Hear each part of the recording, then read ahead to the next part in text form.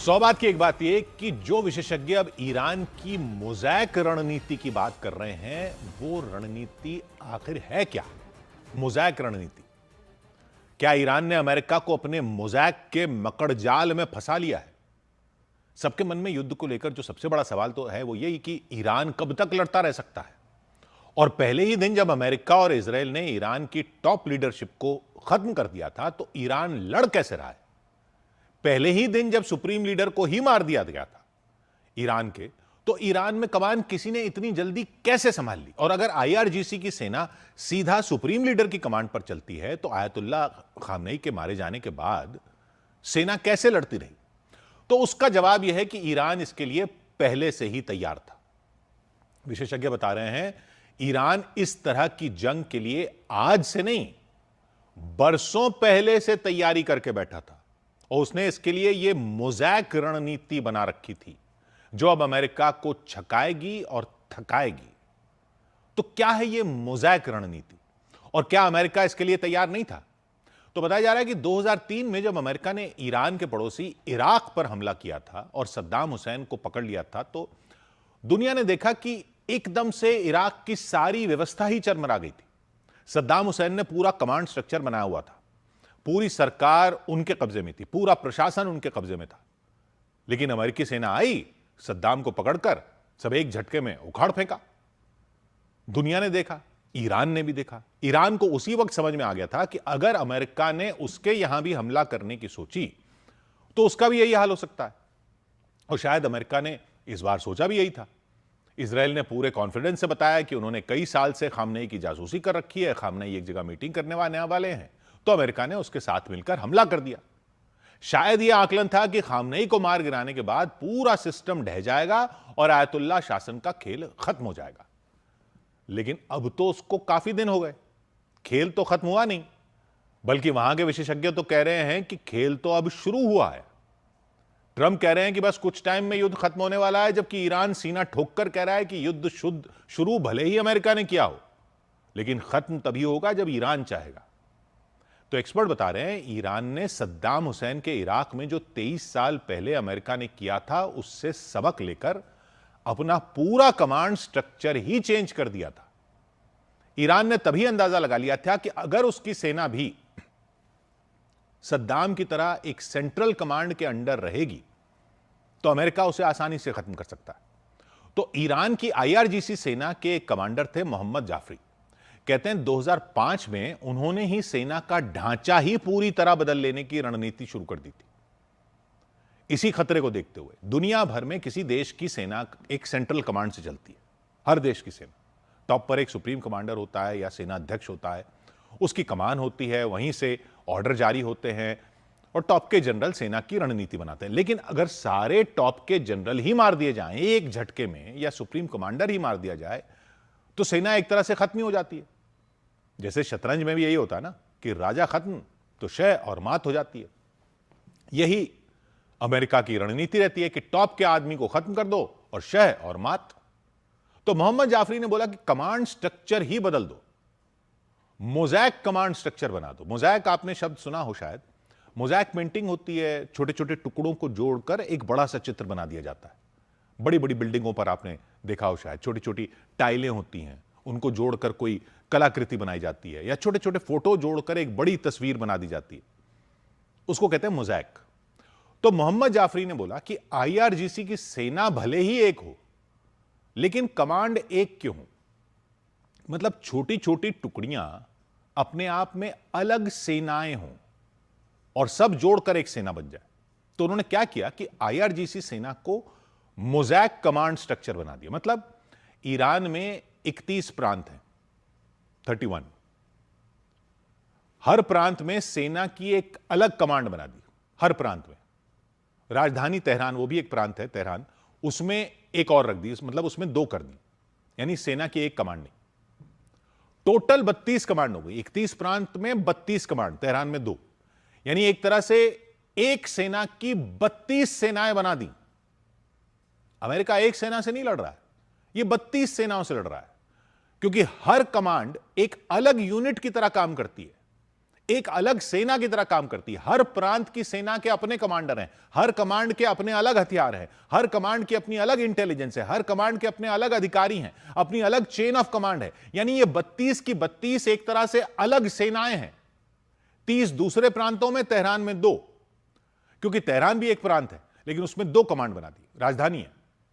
32 अलग अलग सेनाएं ही हो गई एक तरह से। मतलब ऐसे समझ लो कि मोज़ैक स्ट्रक्चर का एक तरह से यह मतलब हुआ कि जैसे कि भारत की एक सेना में दिल्ली की अलग सेना हो जाए, उत्तर प्रदेश की अलग सेना हो जाए, राजस्थान की अलग सेना हो गई, बिहार की अलग सेना हो गई, सब प्रदेशों की अलग अलग सेना हो गई, और जंग हो तो सब अपने हिसाब से अलग अलग लड़ रही हों दुश्मन से, कोई एक सेंट्रल कमांड ना हो। तो एक यूनिट को अगर हरा भी दो, खत्म भी कर दो, तब भी दूसरी लड़ती रहे, क्योंकि उसका कमांडर अलग है, उसके हथियार अलग हैं, वो कमांडर उसको लड़वाता रहेगा। दूसरी यूनिट को खत्म कर दो, तीसरी लड़ेगी, चौथी, पांचवी, छठी, बाकी सब सेनाएं लड़ती जा रही हैं, उनके कमांडर लगे हुए हैं। यानी जब तक सारी कमांड एक एक करके नहीं खत्म कर दो तब तक सेना लड़ती रहेगी। तो आईआरजीसी सेना की 32 कमांड है। तेहरान पर हमला करके उसके टॉप जनरल मार भी दिए तो वो उसके लिए तैयार बैठे थे, बाकी कमांड तो लड़ती जाएंगी। और कमांडर मार देने पर या सुप्रीम लीडर मार देने पर भी उन्होंने उत्तराधिकारी पहले से ही तय कर रखा है। अगर टॉप लीडर मर जाए तो हर यूनिट में पहले से उत्तराधिकारी तय है। हर यूनिट में एक उत्तराधिकारी तय नहीं है, हर कमांडर के 3 लेवल तक उत्तराधिकारी तय हैं। यानी कमांडर मारा गया तो नंबर 2 कमांडर बन जाएगा, नंबर 2 भी मारा गया तो नंबर 3 तय हो जाएगा, नंबर वो भी मारा गया तो चौथा नंबर हो जाएगा, 4 तक, नंबर 4 तक कमांडर बन जाएगा, तय है। एक मारा गया तो दूसरा बन जाएगा, और दूसरा बनते ही अपने नीचे 3 और बना लेगा, तो हर बार 4 रहेंगे और अपनी यूनिट को वो चलाते रहेंगे, लड़ता रहेगा। हर प्रांत की कमांड जंग में अपने फैसले लेने के लिए आजाद है, उसको सेंट्रल कमांड से ऑर्डर आने का इंतजार नहीं करना है। 32 की 32 कमांड अपने हिसाब से मिसाइलें लॉन्च कर रही हैं, सबके पास अपना अलग मिसाइल भंडार है, सब अपने हिसाब से ड्रोन हमले कर सकती हैं। यानी ये जो ड्रोन हमले हो रहे हैं या मिसाइल हमले हो रहे हैं ईरान के इस पूरे इलाके में, वो 32 अलग अलग कमांड के अलग अलग आदेश पर हो रहे हैं। ये अलग अलग सेनाएं कर रही हैं। किसी एक यूनिट के कमांडर को या उसके सारे अधिकारियों को मार देने से भी ये नहीं रुकने वाले। जैसे अगर भारत में ऐसा हो तो दुश्मन दिल्ली की सेना को भी हराए, फिर यूपी को भी हराए, फिर तमिलनाडु की सेना भी से भी भिड़ जाए, असम की सेना का ड्रोन आ जाए, ऐसे लड़ रही है आईआरजीसी की सेना। मोज़ैक स्ट्रक्चर बना रखा है, एक चेन नहीं है कमांड की, एक चेन ऑफ कमांड नहीं है, कई पैरेलल चेन ऑफ कमांड चल रही हैं। यह सिस्टम खास तौर पर अपने से मजबूत दुश्मन से लड़ने के लिए बनाया गया है। जैसे छापामार युद्ध होता है, यह आईआरजीसी सेना ऐसे लड़ रही है, क्योंकि ईरान को पता था अमेरिका जैसी सेना से लड़ने के लिए उसको काफी टाइम तक उलझा कर रखना होगा, तभी मुकाबला किया जा सकता है। ईरान देख चुका था कि अमेरिका वियतनाम में लंबा नहीं लड़ पाया, अफगानिस्तान में लंबा नहीं लड़ पाया। जहां भी अमेरिका शुरुआती स्ट्राइक के बाद जीत का झंडा जल्दी से नहीं फहरा पाया, वहां वो फंस गया युद्ध में और फिर निकलने के चक्कर में रहता है। तो ईरान ने इसी की तैयारी कर रखी थी। मतलब ईरान की सेना की यह रणनीति ही थी कि मजबूत दुश्मन से सीधे उस अंदाज में नहीं लड़ना जिसका दुश्मन को अंदाजा हो, बल्कि लंबे समय तक टिककर उसकी सेना को थका देना है, छका देना है। और सिर्फ ये 32 कमांड ही नहीं है, सिर्फ ये 32 नहीं है, एक है आईआरजीसी की कुद्स फोर्स, जिसने दूसरे देशों में लड़ाके खड़े किए हुए हैं। जैसे लेबनान में हिजबुल्ला, वो भी एक अलग मोर्चे पर इजराइल को उलझाए हुए है ताकि इजराइल की ताकत वहां भी खर्च होती रहे। अभी तो वैसे यमन में हूथी लड़ाके भी हैं, वो भी आईआरजीसी नहीं खड़े किए हुए हैं। लाल सागर में वो भी हमले करके वहां युद्ध को लंबा खींच सकते हैं। यानी पूरा खेल युद्ध को लंबा और लंबा खींचने का है। एक कमांडर मार दो तो अगले 3 तक तैयार खड़े हैं, लहर पर लहर वार करते रहो, छोटे छोटे ड्रोन मारते रहो, मिसाइलें मारते रहो। अमेरिका की सेना ही नहीं, उसके दूसरे देशों में सैन्य ठिकानों पर ही नहीं, दूसरे देशों में उसकी जो कंपनियां हैं उनको भी निशाने पर लेते रहो। अब वो भी कर रहे हैं। भले ही मिसाइल को आसमान में ही मार गिरा दे अमेरिका, भले ही अमेरिका ड्रोन को हवा में ही मार गिरा दे, लेकिन मलबा भी नीचे गिरेगा तो दुबई जैसी जगहों में, दोहा जैसी जगहों में दहशत तो फैलेगी, पैनिक तो फैलेगा, और छापा मार रणनीति से युद्ध खिंचता चला जाएगा।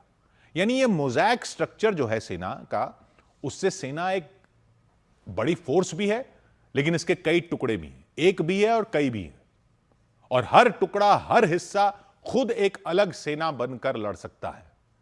अगर सेंट्रल कमांड नष्ट भी हो जाए, तब भी हर प्रांत की यूनिट अपनी मिसाइलों से, अपने ड्रोन से लड़ती रहेगी। और यह मोज़ैक स्ट्रक्चर ईरान को लंबी जंग में टिकने की ताकत देता है, क्योंकि दुश्मन को एक एक करके हर यूनिट को हराना पड़ेगा। एक सेना नहीं, 32 सेनाएं लड़ रही हूं जैसे। यह सब सालों की प्लानिंग से बना है। जब तक आखिरी यूनिट खड़ी है, तब तक जंग जारी रह सकती है। यह मोज़ैक सेना की लड़ाई है। इतने बाजू, इतने सर, गिन ले दुश्मन ध्यान से। 100 बात की एक बात।